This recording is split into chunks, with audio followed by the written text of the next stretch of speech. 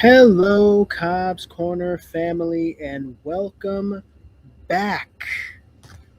Welcome back to Cobbs Corner. Welcome to another episode of Cobbs Corner. All right, your one stop shop for all things. We talk TV, film, and pop culture. All right, trifecta. Cobbs Corner podcast, all things TV, film, and pop culture. If by chance this is your very first time listening to Cobb's Corner, then welcome, okay? And to everyone else, to my returning listeners, welcome back. Cobb's Corner family, welcome back to the Cobb's Corner podcast. Been a hot minute. This is the 109th episode of Cobb's Corner. So thank you for listening and sharing this broadcast. On today's episode, the AFI series is taking me back to the old American West for the second time with number 12, The Searchers. Stay tuned. Check the mic and make sure it sound right, boys.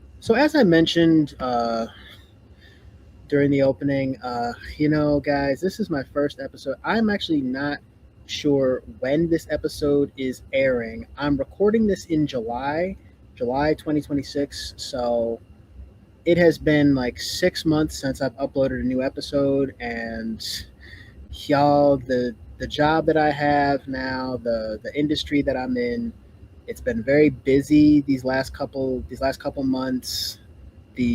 Specifically the project that I'm on. I mean, those of you who don't know, I am an engineer during the day. Like, that's my day job. I'm an engineer. Not going to say what company I work for. You will never ever hear me say anything of the sort. But it's been very busy just in my personal life and in my professional life, and that's why I haven't uploaded at all the last 6 months. Like, I was inactive on social media for like February, March, maybe April, and then around May I started posting some stuff. Those of you who follow me on Instagram, you have actually seen my face this year, okay? Because I was doing the audio commentaries. I'm kind of done with those. Just going forward, I'm gonna not do too many of these side quests. I know like 2 years ago I said it's full steam ahead on the AFI series, and I'm not gonna say that we're back, or I'm not gonna give you guys an upload schedule or anything, because I don't want to end up like holding myself to that and then not being able to stick to it, because then that's not fair to you guys who might have been expecting new episodes. So I'm not going to announce any uploading schedule or anything. But, I'm back. I'm glad to be back. I've missed you guys. I have missed talking to the Cobbs Corner family and just like rambling about these movies, about these classic movies. And I know last year I had Preston and Easy Blues on. We did Rocky, Platoon, Pulp Fiction, and Do the Right Thing. We had a lot of fun on those episodes, and I'm just ready to get back into the swing of things, and I just hope that you guys can all come along for the ride and the future of this podcast and of this platform. And we're 109 episodes strong. I've been at this for over 4 years now. I started this podcast in May 6th. May 6th, 2022. That's the day that I started this podcast. I think I uploaded my first episode like May 11th or May 12th of that year, and it was Iron Man. Iron Man was my very first episode. So go back and listen to that episode when you have a moment. But yeah, I mean, man, I'm just so excited. I'm excited to be back behind the microphone and on camera, talking about these movies, guys.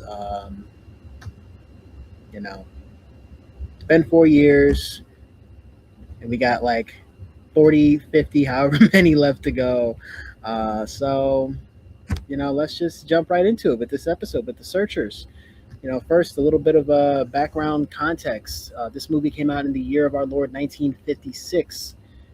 All right, for those of you listening to this episode in the year 2026, it came out 70 years ago. So let that sink in. And the DVD, which I don't have with me at the moment, but the DVD that I watched The Searchers on, most of these movies I watch on DVD, the collector's edition was the 50th anniversary edition from 2006. And I was watching the behind the scenes documentary. You see, John Ford, he had done a lot of other Westerns. I think he directed a movie called Stagecoach, which is also on the AFI Top 100. And this movie was praised by Martin Scorsese. It was praised by a lot of popular filmmakers of the late 20th and early 21st century. So this is a movie that has inspired and raised sort of the next generation of filmmakers. And, still being talked about 50 plus years later. The movie began with an intro from Patrick Wayne, who was the son of John Wayne. Patrick Wayne's actually in this movie. And the movie was filmed primarily in Monument Valley, Arizona, which is now on my bucket list. It's been said that the film was difficult to make because you have to understand you're in the desert, and it was like 105, 110 degrees outside. So when you watch this movie, there will be some scenes where John Wayne and some of the co-stars, they look like they're about to collapse, and it adds to like the weight of the movie. But a lot of these scenes, they're actually tired. They're not really acting. And sometimes the equipment would overheat, and it would be like really hot during the day, and then it would be freezing at night. So this was a very difficult movie to make. But John Ford's a real one. Anybody who worked on this movie, the Navajo. This Monument Valley is actually controlled by the Navajo tribe. And big shout out to any and all First Nations or Indigenous peoples that are listening to my podcast. Big salute. It's controlled by the Navajo, owned by the Navajo tribe on their reservation. And John Ford was very friendly with the Navajo, although the Comanche Native Americans are the tribe that's depicted in this movie. John Ford, he did employ a lot of Navajo Native Americans. Many of them are in this movie as extras. This movie, the main character, Ethan Edwards, without getting too far ahead, Ethan Edwards, he brought forth the anti-hero characters. Now, all my Marvel heads will hear the word anti-hero and instantly think of characters like Deadpool or Punisher, DC fans, Deathstroke. Now, yes, these are all anti-heroes and, characters who might be doing the right thing, but for selfish reasons, or doing the right thing for the wrong reasons, or they're mercenaries, guns for hire. They just kind of kill bad people for money kind of thing. Recently, Supergirl came out recently. Lobo's kind of an anti-hero in that same category. But this was a bit of outside of genre for John Wayne because he's not saving the day. He's not taking the moral high ground. He plays a character who's very complex, who's very almost like bitter. He's a Civil War veteran who fought for the Confederates. And I think that the fact that this movie shows John Wayne, who people say was a very racist individual in real life, playing a racist character, a character who has some racist moments against Native Americans, but at the same time, there's some scenes where he's very nonchalant and he's kind of enjoying things, and it's there's some scenes where I'm rooting for him, and then some scenes where you kind of hate him. So I like what they did with his character. Overall, this movie came out before the 1960s. This is an old Western that, like I said, inspired a generation of filmmakers, not just Scorsese, but also Quentin Tarantino. Pretty sure Roger Avery, that whole era of filmmakers starting out, both filmmakers who might have started out in the 70s and also the 80s and 90s. So, this movie definitely earned its spot. I can see why it didn't make the top 10. It did not make the top 10, but you look at the top 10 of this list, and I mean, come on. Godfather, Citizen Kane, really? This movie, Raging Bull, Gone with the Wind. I mean, these are, some of the greatest movies of all time. But AFI, I want to say this is the highest ranked Western, I think. But even still, number 12 on the list of top 100, and you're in the top 25, the top quarter, that means you want, again, one of the greatest movies of all time. And it was filmed at a time when there was no CGI. And it was all the shots in this movie are like real landscapes of Monument Valley. And I think that's what's missing. Without going on too much of a rant, because I know I gotta transition into the opening credits. But last thing I'll say is that movies today, everything, it's so easy to film everything, and I've talked about this on the podcast. It's easy to just film everything in Atlanta. And I know that where I live in the state of Connecticut, they just signed a bill, $1.5 million tax credit for movies and TV shows to be filmed right here in Connecticut, specifically in the cities of Bridgeport, which is where I have a lot of family, Hartford, which is the capital, and New Haven. So those three cities were the top three cities on that bill. And I get that we're trying to, bring in, commerce and whatnot, but there's something about like that authenticity of filming a movie on location. Not everything needs to be filmed in Atlanta and LA or New York City. There's something about being filmed in that location that the movie takes place. So although the movie's set in Texas, it was filmed in Arizona. Monument Valley at that time was an area that the 20th century was still an urban myth. Time hadn't caught up to Monument Valley. They were out there, no cell phones, miles from the nearest train station. That it had that authenticity, that ruggedness, that rawness. So, round of applause for John Ford and John Wayne, even though people say he was a controversial individual and he made his racist comments in like a Playboy magazine article in 1971. I'm not here to go through, who should and shouldn't be canceled. That's not that kind of podcast. So, all right. Opening credits. Provided to us by IMDb. Our introduction. An American Civil War veteran embarks on a years-long journey to rescue his niece from the Comanches after the rest of his brother's family is massacred in a raid on their Texas farm. The storyline. 3 years after the Civil War, battle-scarred Confederate veteran Ethan Edwards returns to his brother Aaron's remote Texas homestead, but instead of finding peace, the Tacitum soldier finds tragedy when the murderous raiding party of ruthless Comanche chief Scar massacres his family, burns the ranch to the ground, and abducts his 9-year-old niece, Debbie. Fearing the worst, Ethan and his young companion, Martin Pauley, embark on a dangerous 5-year odyssey to rescue the girl, fueling the hatred and the thirst for vengeance. However, as the searchers ride through the unforgiving desert to track down their lost Debbie, they must confront their demons and answer an unvoiced question. Is the woman they seek still the same person they once knew? This movie is directed by the aforementioned John Ford. He is an Academy Award-winning director. He also directed Stagecoach, which came out in 1939. I guess that movie is not on the AFI Top 100, so I misspoke earlier. He directed The Grapes of Wrath in 1940. That's number 23 on the AFI Top 100. So Grapes of Wrath, that's the other John Ford film on the AFI Top 100. That's number 23 on number 23. So look for that in a future episode. He also directed How Green Was My Valley in 1941 and The Quiet Man in 1952. The movie was written by Frank S. Nugent, an Academy Award nominated writer, known for his work on Fort Apache, 1948. I think I've seen the opening scene of that movie in like fifth grade when we were learning about Native Americans. The Quiet Man, 1952, and Mr. Rogers, 1955.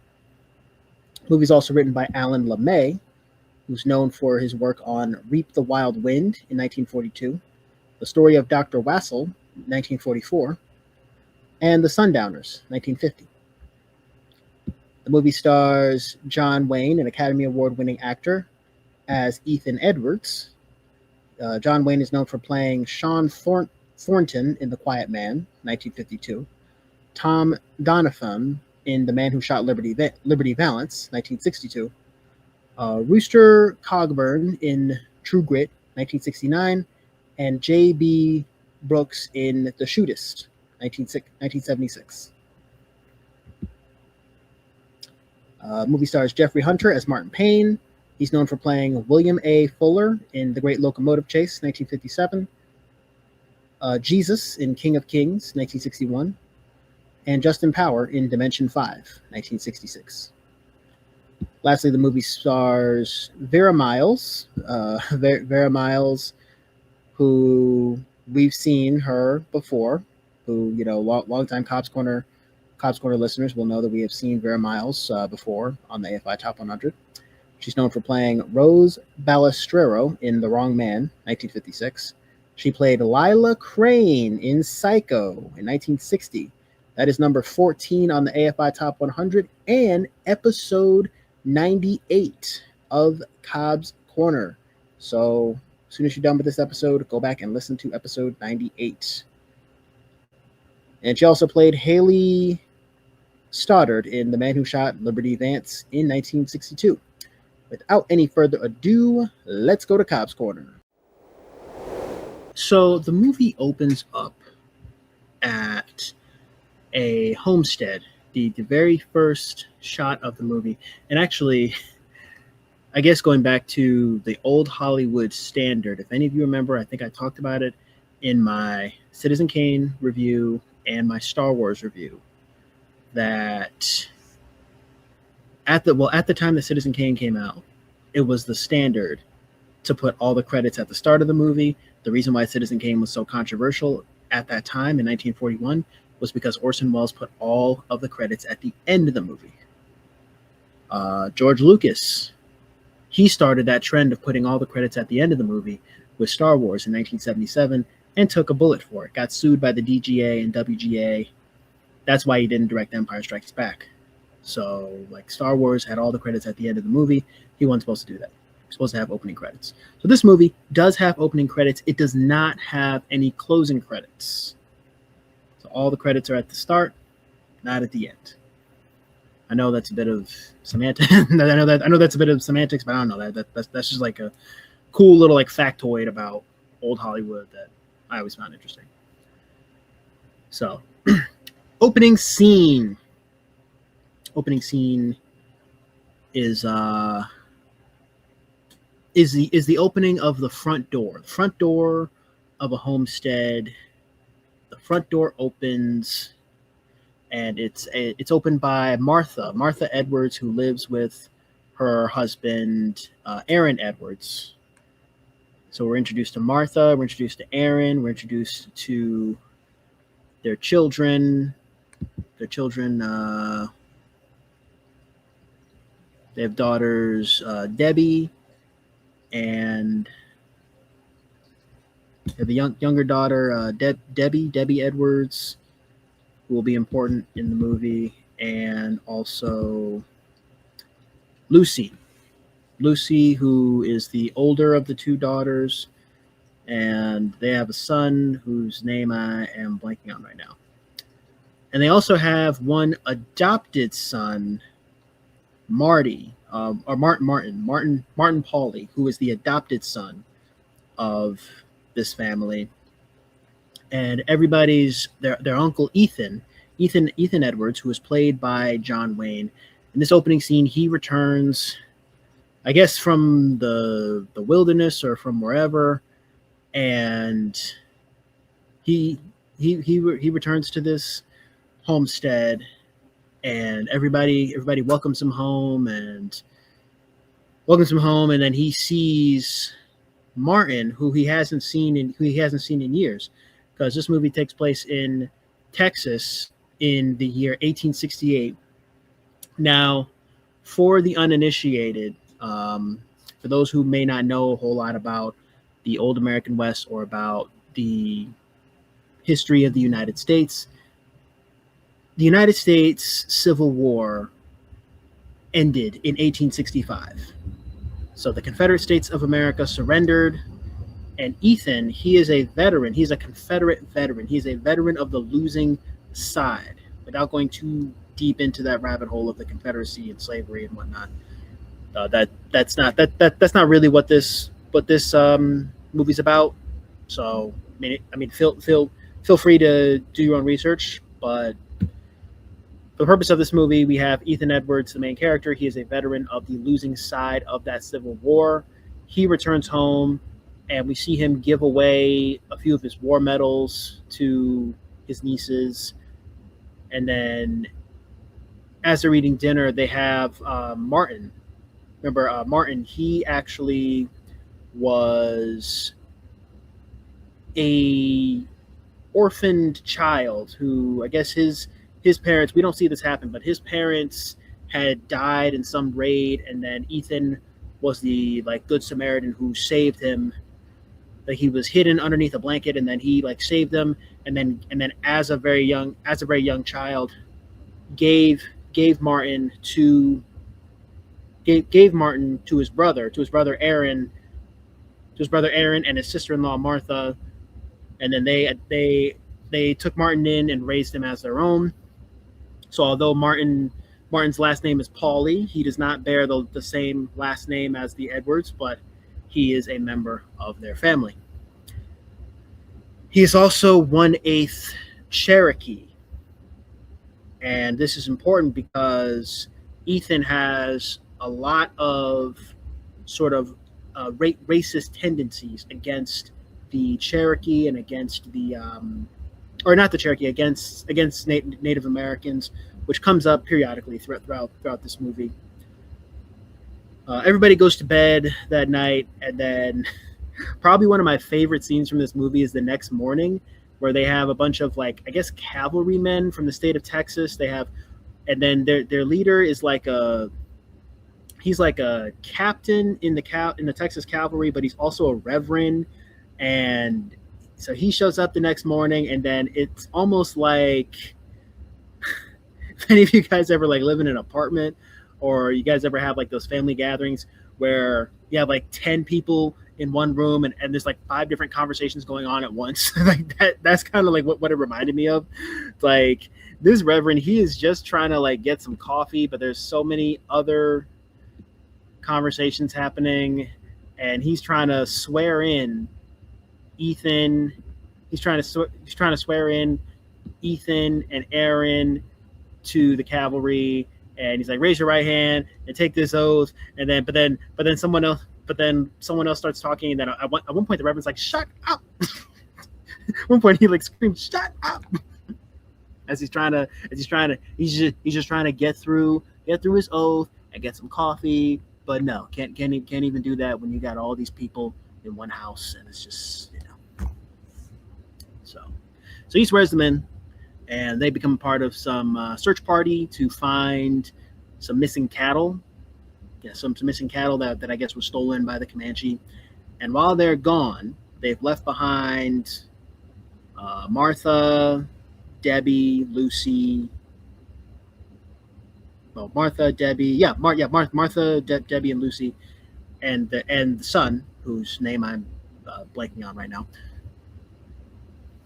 They all stay home while the men go off and they search for the missing cattle. They search for the Comanche, and later that night. Now we don't see this happen. There's a lot that happens in this movie off screen, just for storytelling and pacing purposes, but we feel the impact of it for real. Later that night, there's a raid that happens. Debbie was able to escape. Debbie, who's the youngest daughter, she was able to escape and hide out by the gravestone, her grandmother's gravestone. And she stands face to face with our main antagonist, who goes by the name of Scar. Scar, who is played by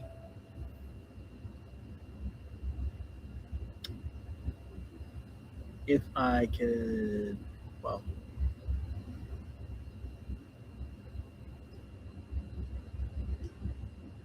okay, well, comes face to face with the Native American Chief Scar, and she ends up surviving. And unbeknownst to everyone else, she ends up actually getting taken in by the Comanche.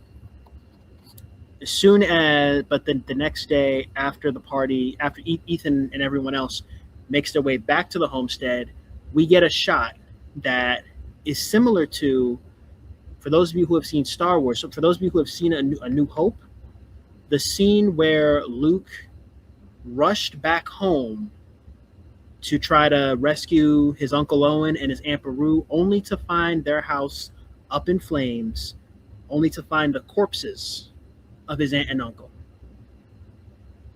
And that being that pivotal sort of like hero's journey moment where he's both sad from the loss of his surrogate parents, essentially, the man and woman that raised him, his aunt and uncle. He's sad, but he also knows what he needs to do. In the next scene, we see him. He goes back over to Obi-Wan. Obi-Wan kind of consoles him, and he tells Obi-Wan, "It's like, there's nothing left for me here. My place is out there amongst the stars. I want to train to be a Jedi like my father before me." So it plays out a little bit differently in this film. We get the shot of the homestead up in flames, and then Ethan runs over to the house, and he does not allow Marty to go in. He even like knocks out Marty and tells him like, "Don't you dare go in there," because Ethan had to see firsthand the corpses of his sister-in-law, his niece, his nephew. He does not allow any of them to go in. He does not allow. Well, he doesn't allow Marty to go into the house. So now we're getting into the actual meat and potatoes of the movie, the actual like real plot of the movie. Hence the title, The Searchers. They become the searchers. There's the search to find Debbie, because by the gravestone, there's a piece of Debbie's dress. So now there's the quest to find Debbie Edwards. And this is a quest that lasts a few years. We follow this hunting party over the course of I think it's like five years total.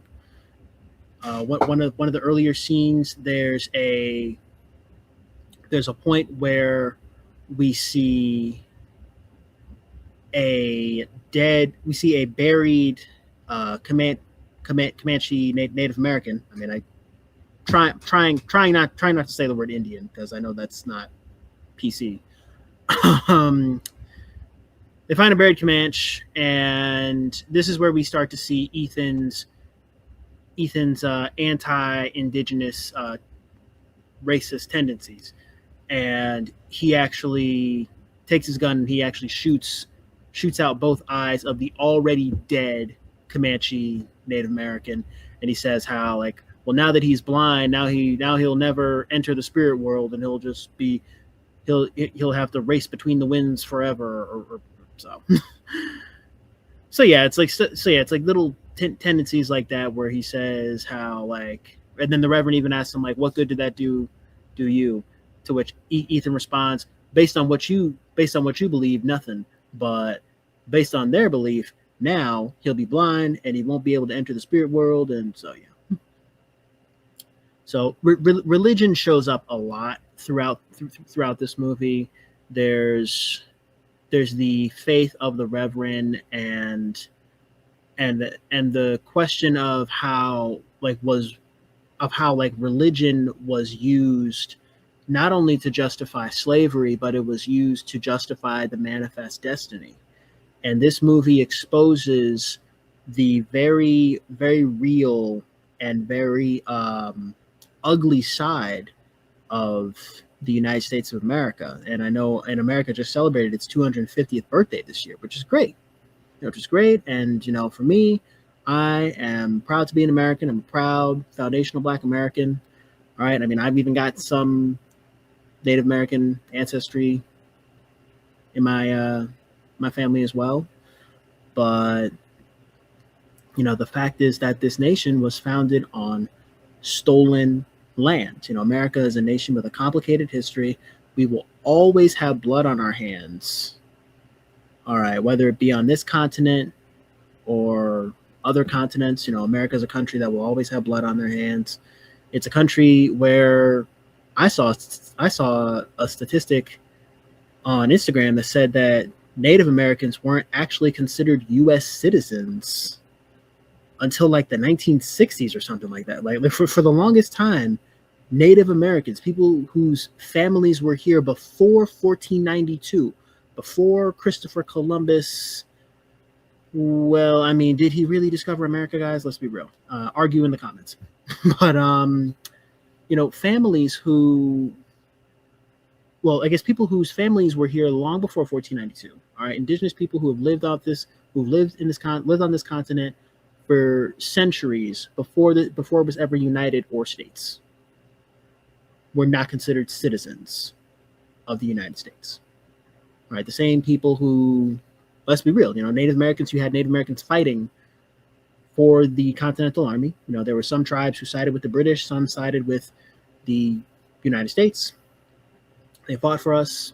There's a movie, Wind Talkers, that I would like to do, that I might do in a future episode, Wind Talkers, which stars Adam Beach, who I would say is a well-known indigenous actor. He also did the movie. He also did another movie, Smoke Signals. And that movie is based on a true story. It's about the Navajo language and how that was used as code for the victories, to request for air support during the victories in Iwo Jima, and they were an integral part of American military victory in the Pacific during World War II. So let's not forget, First Nations, all the First Nations listening, this is your nation too. Whether if you're listening in the United States or even Canada, right? Because even, Canada has indigenous populations too, all right? This is your country too, all right? You were born and raised here, all right? So don't ever let anyone tell you that, this is not your country or to go home, all right? Anyone who's not a Native American, all right, if your ancestors immigrated here, all right, whether if it was in the 19th century or the 15th, 16th century, you are a descendant of immigrants. All right, America is a nation of immigrants. All of us are immigrants to a certain extent. So to my Native American brothers and sisters, never let anyone tell you that this is not your country. It is. It is. And this movie exposes sort of the tough truth that this is a country that was founded on stolen land, and how Ethan, he continuously, over the course of those 5 years, over the course of the adventures that he has with Martin, you would have thought that they came together and that they got more close, that there was that road trip bonding. But he continuously calls him Blanket Head, which is probably a reference to the fact that he was found under a blanket when he was little, and he's always had these sort of microaggressions toward his fostered, well, essentially his adopted nephew, who's not, he's not his, he's Martin is not Ethan's biological nephew, technically. But he's always had those microaggressions. Given the fact that Martin is about one eighth Cherokee, because he's not 100% white, or but at the same time, any of us, we look, you're able to look as far back enough in your lineage. I'm sure, not just foundational Black Americans, but I'm sure even Caucasian people. I'm sure you go back 5-6 generations, right? You find out that your lineage is not just European. It's also, you might have some Native American as well. So you never know. I mean, Ethan Edwards, he probably had some Native American ancestry and didn't know it. But we see, again, these microaggressions, and there's some times where there's even a time where the Jorgensens, they're one of the other families in the movie. Brad Jorgensen, he was Lucy's boyfriend. Lucy, who died in the fire. So Brad, he has lost his girlfriend, and he joined the hunting party. He unfortunately dies too. And then about a year later, we see Ethan and Martin. They go over to the Jorgensen's house, and they end up staying there for like a day or 2 days. And the father, he says how he confirms that he received their letter that their son had died. He said it was about a year ago this time. So, mail. So again, this is 1868. So the mail service is not what it is now. No cell phones. There's a lot. There's a lot at that time. There's a lot that we might take for granted today that just did not exist 150 years ago. 160 years ago? No. So there's a conversation that Ethan is having with the Jorgensens, Mr. and Mrs. Jorgensen, where they talk about like the Civil War and how the South lost. Earlier in the film, Ethan said that he didn't believe in surrender, and that America, like one of the key lines that Mrs. Jorgensen said was that America could one day be a great place to live. Mrs. Jorgensen, who's played by Olive Carey, and Lars Jorgensen is played by John Quaylen. Mrs. Jorgensen said that America could one day be a great place to live, even if it needs our bones in the ground in order to get there. Even if that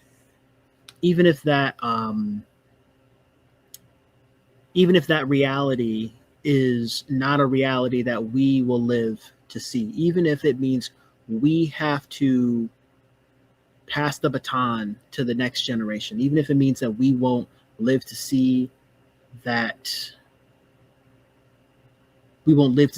reality, that's fine. It'll be a better world for our children and our children's children.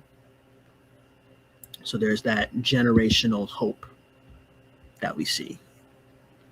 And Martin has also had feelings for the Jorgensen's daughter, Lori. So we do get some light flirtatious banter between the two of them. And then Lori actually ends up kind of angry when Martin decides, I'm going to go back out there and look for my sister, Debbie.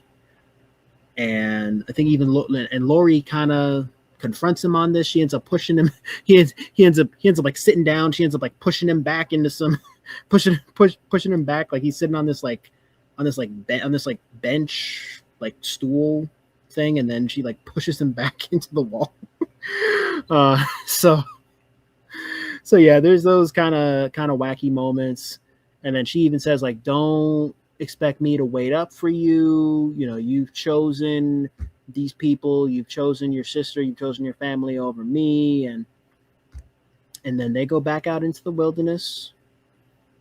They go back out into the wilderness, searching for Debbie, and a significant amount of time passes. They have some misadventures with like winter arrives, and they find a group of buffalo, and they end up shooting one of the buffalo, and then there's another scene where there's another scene where we see Lori is reading the letter. She's reading the letter that is chronicling the gaps that's like filling in the time gaps, because again it's a movie, and there's pacing and editing and cinematography. So to maintain the pacing of the film, Lori is reading this letter that she ends up throwing in the fire, and then her father has to like scoop out, because there's part of the letter where Martin reveals that he has essentially been gifted a wife. Now, I'm not 100% sure if this was ever a thing in like not in Comanche culture, or even Navajo culture for that matter, but they make it to like a trading post where they end up trading these like ribbons for like other trinkets and cloths and things of that nature from the Comanche. Well, that, and also information about other Comanche outposts. And then as they're leaving, Martin is wondering like, why is this woman following me on horseback? To which Ethan, who is having way too much fun, he's having way too much fun in this scene. Like Ethan, and this is where like I had said earlier, it's like in some scenes you hate Ethan. Some scenes he is the bad guy. You hate this guy. You want to see him get hit. You want to see him like get run over by a horse. But then in other scenes, I wish I was him. Okay. Ethan is just sitting back, just watching Martin with this Comanche woman who he ends up trying to communicate with her, but she does not speak English. He does not speak Navajo. My bad. She doesn't speak English. He doesn't speak Comanche. And Ethan is just loving every second of it. There's even part of the scene where Martin's trying to sleep, and then she goes to sleep next to him, and then he accidentally like kicks her down the side of the mountain, because they're by the water. So yeah, they have some wacky misadventures. Lori's pissed. She ends up kind of falling for this friend of hers, Charlie, who's the one who brought her the letter. She ends up kind of getting married to Charlie. And there's a scene where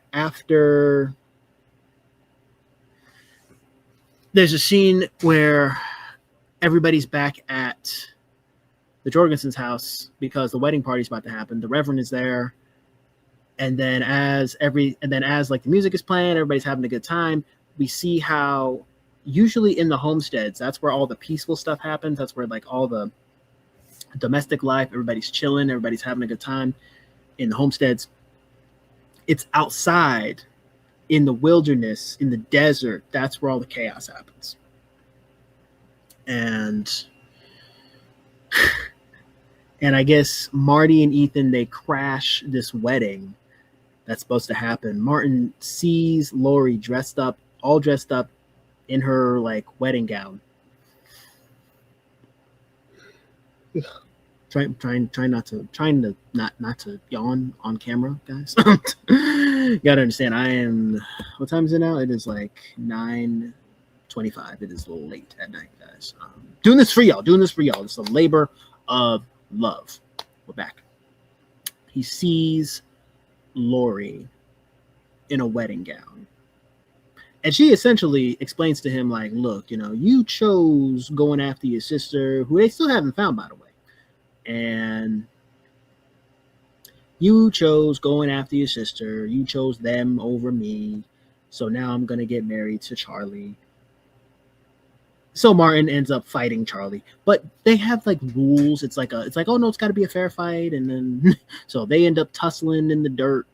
No eye gouges and no kicking or whatever, and like so they end up duking it out. No wedding happens. I don't think we ever find out what happens between Lori and Martin. And in the closing couple of scenes, we do see Ethan and Marty. They eventually find the Comanche camp that Debbie was at, and Ethan even says, and Ethan had said in an earlier scene how these women who are taken away from their families and raised as Comanche, they're not white anymore. And we get a really nice like close up of Ethan saying like they're not white anymore. Because it appears that a lot of them have like lost their minds or gone crazy or so there's the question. So they question, is the girl that they once knew and loved still alive? So, but the movie ends with a raid on the Comanche camp that they know Debbie is at, and Debbie, who is played by Natalie Wood, right? Natalie Wood, as I'm looking at the cast. Lana Wood. No, Natalie Wood. Yeah, played by Natalie Wood. She actually runs off into a cave as she's running away from Ethan, and then Ethan finally grabs her, picks her up, and he is not going to kill her. He ends up grabbing her and telling her, "Let's go home." The movie ends with just like how the movie started off, with the homestead door opening and everybody going about their day and walking out of the homestead. The movie ends. Everybody walks right back to, I guess, the homestead, not the original homestead, but the homestead of the Jurgensens. Everyone goes back to the Jurgensens homestead. And as Ethan stands outside and then turns around and just walks away. And then the door closes, movie ends. And that door closing symbolizes, well, it symbolizes not only Ethan Edwards looking at everybody going into the homestead and looking at that life and realizing that that's not his life, that he is a man meant to be out there exploring the Old West. He's not meant for domestic life. He never married. He didn't have any biological children of his own. Realizing that he belongs out there. And it's also a bit of John Wayne looking at us, the viewers, from the safety of wherever you were watching this from, whether it be on streaming or in the theater. If any of you got to see this movie in the theater, I'd love to know. Either in the theater or on streaming or on DVD. Him sort of looking at all of us and turning around and walking away, walking off into the sunset as the door closes. I mean, overall, in terms of the themes of this movie, I think the themes of family is really big in this one. Chosen family versus biological family. We see that between Ethan and Martin. Whose blood you carry versus who you love and who loves you. So the different kinds of family, identity. Debbie being born into a white family and at least partially raised in a white family, and then being taken, excuse me, and then being taken into a Comanche tribe at a young age, and then now being a young woman who's partially raised in the Comanche tradition and their customs, their religion. So identity is a big thing in this movie, and family, identity. There's a bit of casual racism in this movie. There's a bit of casual racism. There's a bit of, like I said, the tough realities of American history and how we obtained 50 states and how we stole the land, from the Native Americans. So it gives us a real look at history, and also it was a bit outside the norm for John Wayne. It brought the anti-hero into the forefront of Hollywood. It's one of the earliest movies where the main character, it's not always black and white, where the main protagonist is not necessarily a hero, not necessarily a good guy. It's not like High Noon, where the main character, saves the day. It's not like Magnificent Seven. All right. Main character is complex. He's got his own emotional baggage. Sometimes you're rooting for him. One scene you're rooting for him. One scene you're rooting against him. And I think John Wayne really, really embodied that complexity and that duality of man. So duality of man, family, identity. Those are the main takeaways, main themes of The Searchers, I think. On to The Searchers Plus.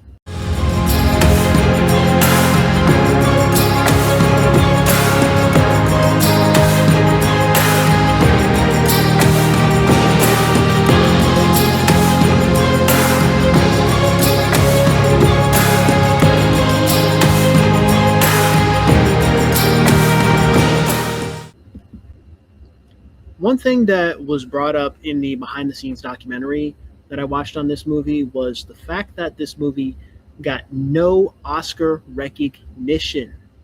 It got 0 Oscar recognition at that time, at the Academy Awards in 1950, it would have been 1957. 0 Academy nominations. So this movie did not get a whole lot of recognition, didn't get a whole lot of love in its time. And that's a lot of movies on this list. They did not get the kind of recognition and notoriety in their time. Just like I think Citizen Kane was one of the other movies. It got booed at the Oscars. So people, a lot of Hollywood executives, did not like that movie. So ahead of its time. But this movie, The Searchers, it's gained a following. It's gained praise. Now that John Ford and John Wayne are, no longer with us, and Patrick Wayne's still alive. Patrick Wayne, he was in this movie, but now we're seeing that it got a lot of positive recognition decades later. So in total, it has 4 award wins and 4 nominations total. Starting with the 33rd Saturn Awards. The movie was nominated for Best DVD Classic Film Release, but it lost to Godzilla, the original Godzilla from 1954. 33rd, I forget what year that was, the actual Saturn Awards. The 10th Directors Guild of America Awards, DGA Awards. The movie was nominated for Outstanding Directorial Achievement in Motion Pictures. John Ford was nominated for Outstanding Directorial Achievement in Motion Pictures, but he lost to George Stevens, who directed Giant, which came out that same year. Giant, I haven't heard of that movie. This movie did win a Golden Globe. Patrick Wayne, he won the Golden Globe for Most Promising Male Newcomer of 1956. This movie was inducted into the National Film Registry, the National Film Preservation Board. They put this movie on the National Film Registry in 1989. So it was 33 years after it came out. So yeah, it's a significant amount of time. Like there's a whole generation of fans that have grown that were able to come of age with this movie in existence out there in the world. So over 3 decades later, getting that, finally getting its flowers. Not uncommon for a lot of classic films. The 10th Online Film and Television Association Awards, this movie was inducted off the Film Hall of Fame class of 2005. So just on the heels of its 50th anniversary. So yeah, off the Film Hall of Fame. The 1999 Village Voice Film Poll. This movie was nominated for a VVFP award for Best Film of the Century. Best Film of the 21st. Best Film of the 20th Century. All right. It came in 4th place. It lost, of course, to Citizen Kane, which is number 1 on the AFI Top 100. I reviewed that movie on episode 63 of Cobbs Corner.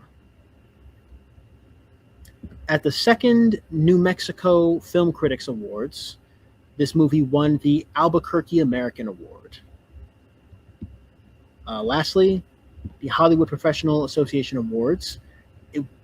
This movie was nominated for Outstanding Achievement in Restoration. It lost to Snow White and the Seven Dwarfs, which came out in 1937. That is number 34 on the AFI Top 100. Look for that in a future episode. Trivia. Beulah Archuleta, or Look. I guess her name was actually Beulah Archuleta.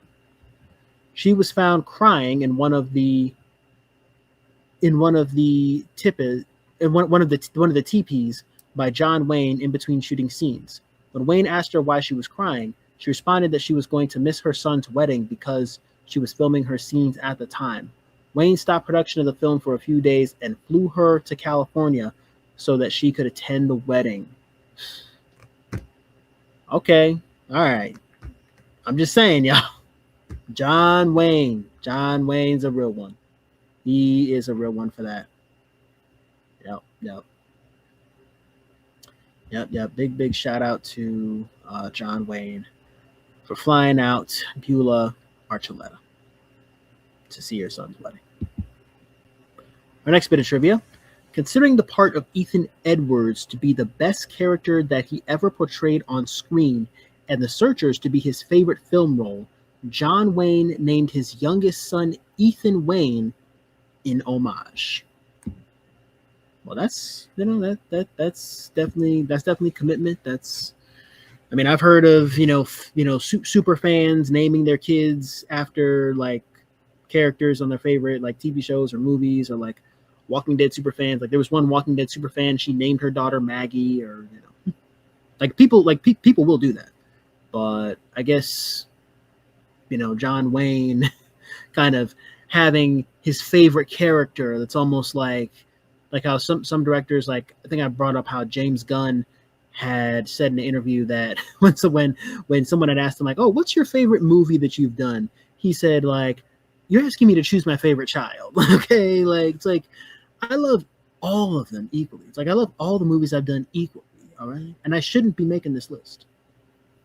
But yeah, Ethan Wayne, Ethan Wayne, named after Ethan Edwards.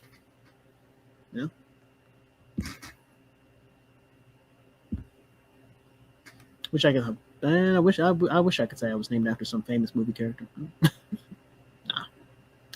because I'm the goofball stoic. I came up with that myself. Yep. If you're watching this on screen, then you'll be able to see that the name that I have is Goofball Stoic. Because those are kind of my two modes. I'm saying it could be a goofball sometimes, and sometimes I gotta get real. In the same episode. The eccentric character of Mose Harper. Mose Harper being my favorite character in this movie. He's carrying this entire movie, y'all. I know I didn't really have the time to go into like every individual character. You know, I try to just give my own general like summary and analysis of this movie. I don't have time to go into like each individual character's like backstory and you know that sort of thing. But the eccentric character of Mose Harper, who's played by Hank Worden, is loosely based on an actual historical personage called Mad Mose, a legendary half-crazy Indian fighter of the American Southwest with a fondness for rocking chairs. Okay, all right. Art imitates life. And sometimes life imitates art. Art inspires life. Life inspires art. During filming, a Navajo child became seriously ill with pneumonia and needed urgent medical attention. John Wayne had his own airplane. Bless me. And bless you if you sneeze at all during this broadcast. Bless you. Where was I? John Wayne had his own airplane on location and had his pilot take the little girl to a hospital. For his deed, the Navajos named him the Man with the Big Eagle. Oh, I think that made its way into the movie. I think it seems like yeah, there's something about run it back. Something. I can barely speak. Yep, you know, first episode back, and we already not talking good. Talking too fast. You know, stumbling over my words. I'm already not talking good. This might be it, y'all. What do y'all think?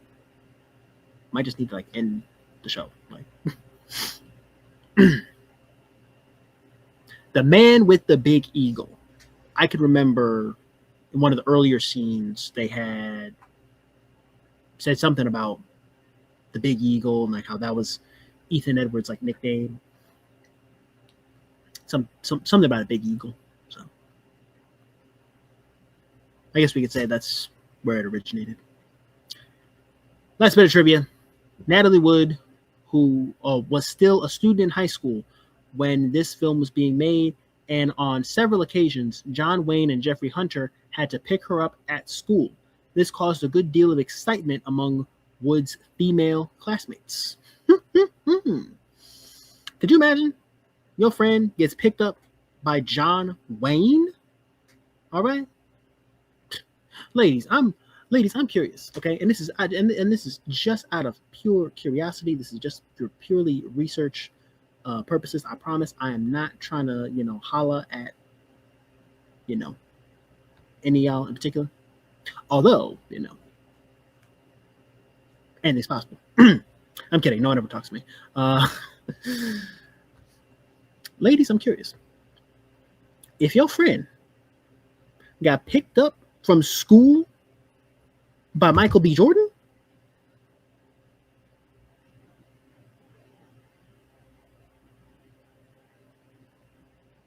you'd be excited, now wouldn't you?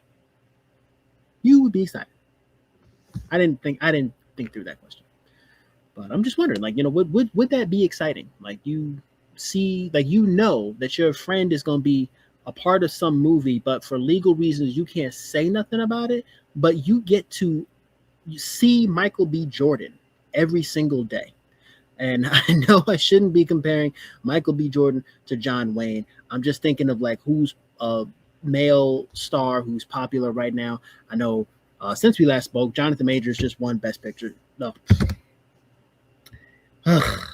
Michael B. Jordan, not Jonathan Majors. Oh my god. Y'all better not clip that. I better not see that clip of me, all right, making that mistake. Michael B. Jordan just won Best Actor at the Academy Awards this year. So, round of applause for, you know, Michael B. Jordan. Shout out to you. You're doing great things, bro. Keep up the great work. But yeah, I'm sure that probably stirred up a bunch of excitement, just like how it stirred up a bunch of excitement when Henry Cavill showed up to his nephew's kindergarten class because his nephew was getting bullied, but he was telling all the kids that Superman was his uncle, and the kids didn't believe him. They kept on making fun of him. So then one day Henry Cavill gets a call from his sister-in-law asking him to show up to his nephew's kindergarten classroom, and then Henry Cavill showed up. It's like, turns out he actually is Superman's nephew. Superman is your uncle. And then he went from being like the bully kid to being the most popular kid in kindergarten. He got all the crayons. Got colors that ain't even on the rainbow. What up? None of that has to do with the searchers. I know. Come on, we gotta have tangents. Let's have some fun, y'all. Come on. All right. Notice I put goofball before stoic. All right. User review. 9 out of 10 stars. That's high. That's high praise. Steiner's ignored contribution. The best Western ever made is how many regard this 1956 John Ford classic. Its star, John Wayne, gave his most winning performance, and it is reputed to have been his, or probably reported to have been his favorite movie, even to the extent of his naming his last-born son Ethan after the character he played. Ford's beloved Monument Valley in Arizona never looked more spectacular in Vista Vision and color, and over the years the picture has gained cult status. An integral part of the combined elements that make The Searchers great is Max Steiner's outstanding score. It is the picture's driving force, its backbone. Steiner's music propels the film forward, unifies the narrative, and gives greater density to its key scenes. In fact, without his music, much of the picture's impact would be considerably diminished.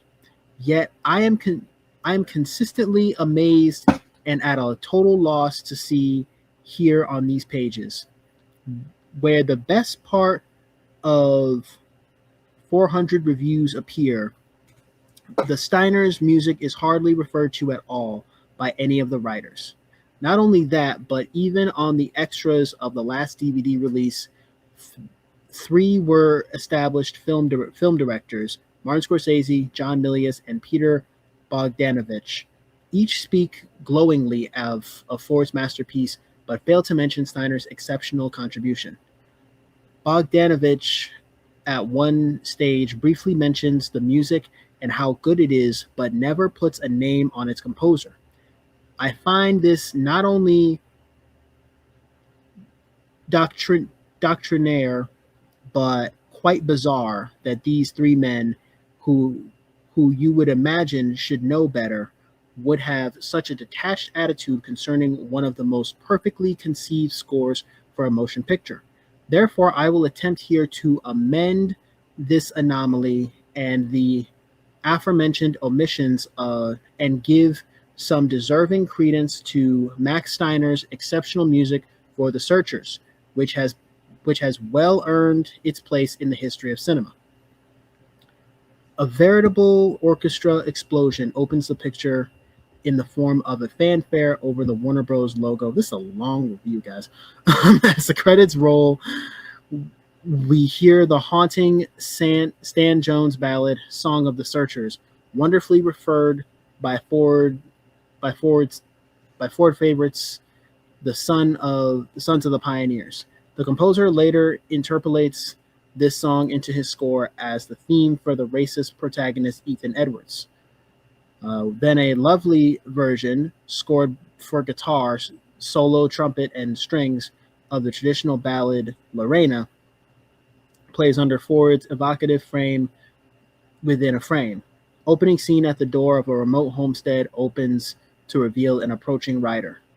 It then skillfully segues into Bonnie Blue Flag to point up the the riders' Confederate allegiance. The Lorena ballad later becomes the family theme and is especially effective on solo violin for the scene where Ethan gives the young Debbie his wartime medal as her, quote, gold locket. Oh, let her have it. It doesn't amount to much, declares Ethan somberly. And later arrestingly heard it is arrestingly heard on Spinet as Ethan bids farewell to the family and rides out with the posse to begin what effectively will be his great search. But where the score really shines is in the powerful music for the Indian sequences.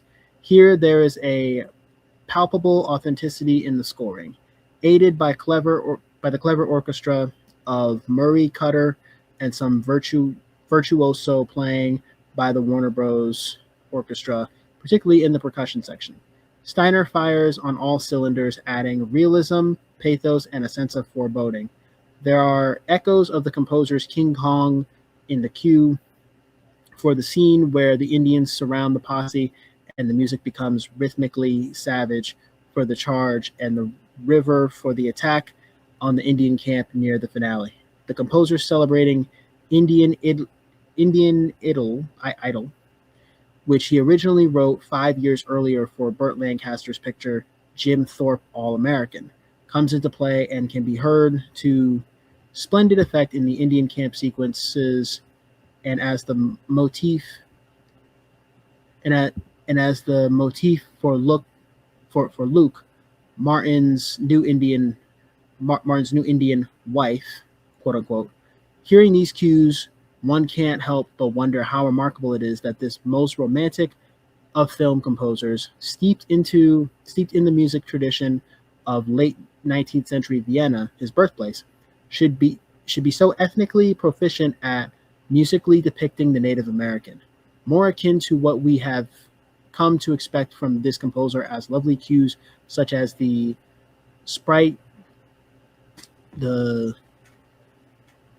theme for Martin and the lush sweeping music for Martin and Laurie. The score and the movie ends just like it began, with the Song of the Searchers playing as Ethan and Martin finally bring Debbie home, and conclusively the door of a homestead closes on Ethan, where a brief fortissimo quotation from that explosive fanfare closes the picture. Alongside the great film music works of Miklos Rosa, Alfred Newman, Dmitri Tiomkin, and others, Max Steiner's music for The Searchers stands head high as one of the finest scores ever written for one of the finest films ever made, and as such should and must be alluded to in any dissertation or essay on the film. Whew. Okay. Well, this user was really passionate about the score of the movie. I neglected to mention that, so I apologize to the time traveling film reviewer. All right, I just didn't really pick up on the score. But he's right. You're 100% correct. 100% correct. This is a bit of a cult classic. The score is phenomenal.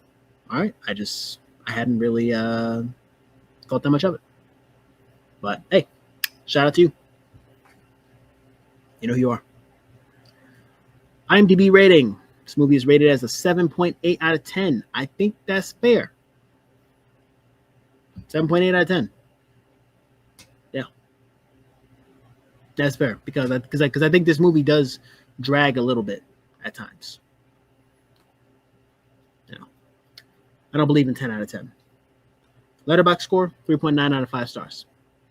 The reason I say I don't believe in giving 5 out of 5 stars or 10 out of 10 stars is because I believe in endless improvement. And I also believe that there's no such thing as a perfect movie. There's too many variables. Writing, acting, delivery, cinematography, mise-en-scene, editing, pacing, score. All right, there's just too many variables that have to align perfectly. All right, no movie is perfect.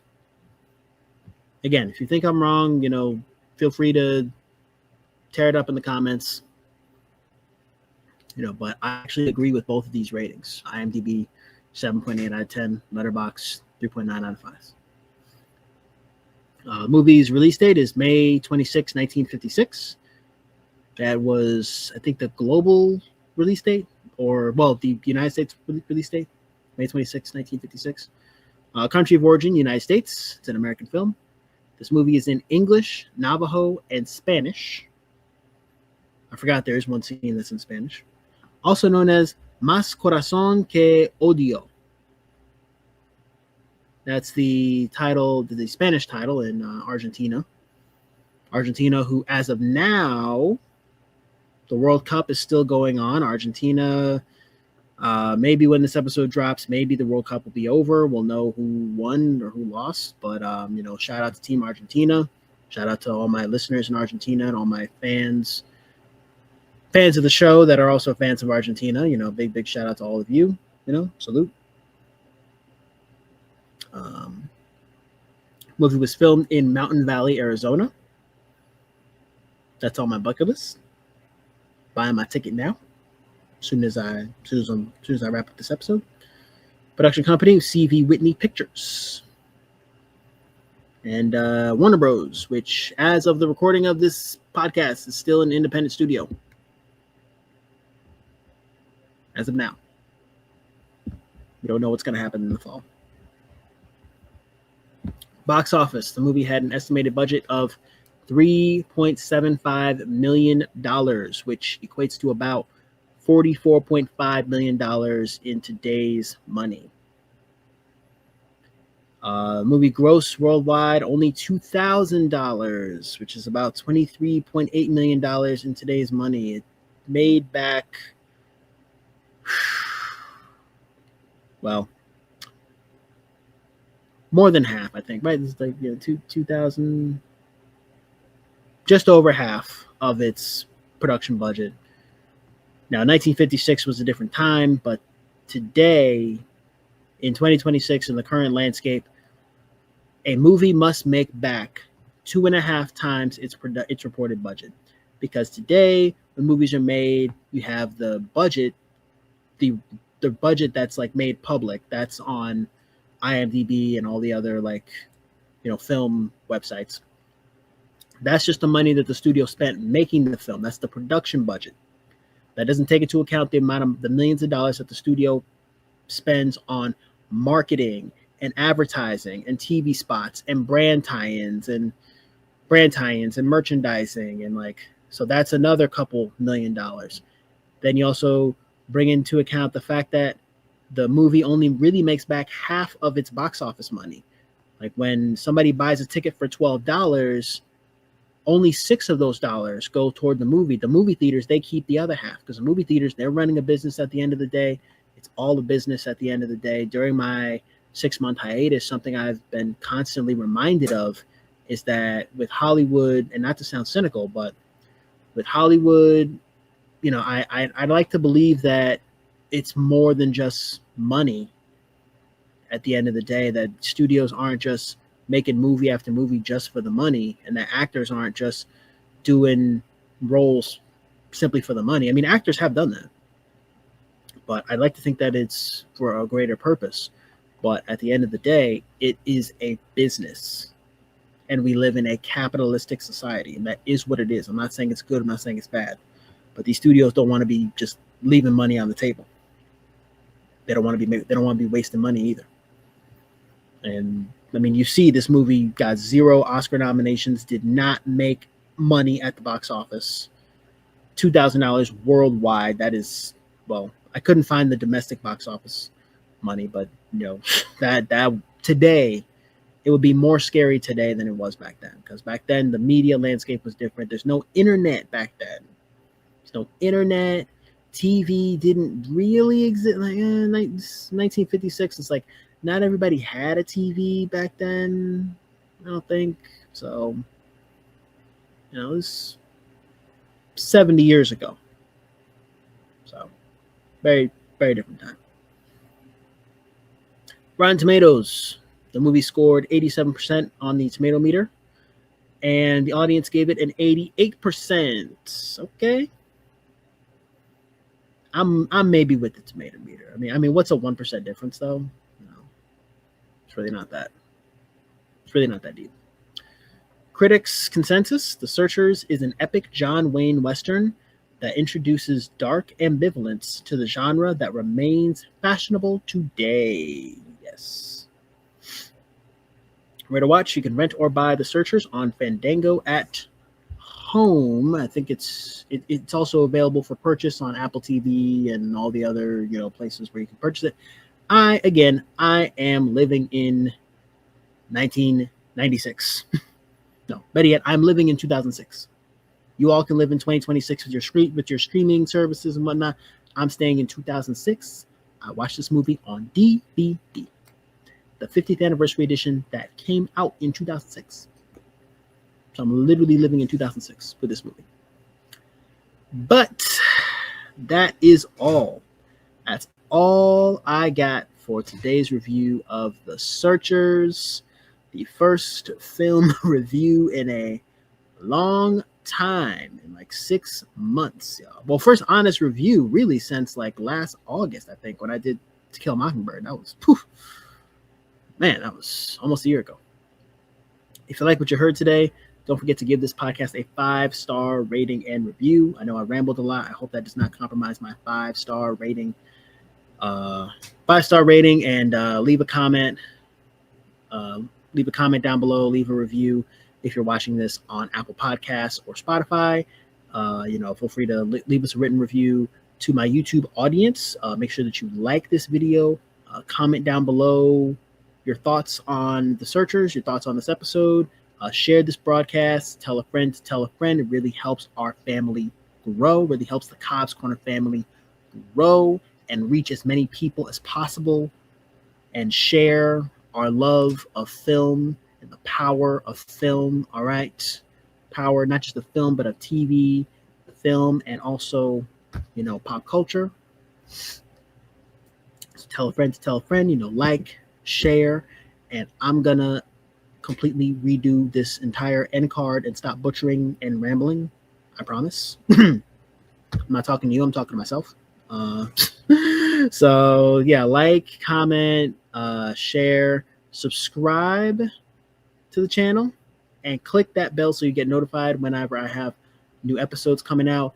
If you want to stay up to date on all things Cobbs Corner, then you need to follow me on Instagram and Threads at Cobbs Corner Podcast, all lowercase, no spaces, _, at Cobbs Corner Podcast _, and on Letterboxd at Cobbs Corner Podcast, I think. All that information is in the show notes below. If you made it to the end of this episode, I greatly appreciate it. Don't stop listening now. Click that video on the screen right now to listen to my review of To Kill a Mockingbird that I did almost a year ago. Okay? As always, I'll talk to all of you in the next episode. Hope you guys enjoyed your stay here at Cobbs Corner, your one-stop shop for all things TV, film, and pop culture. Peace.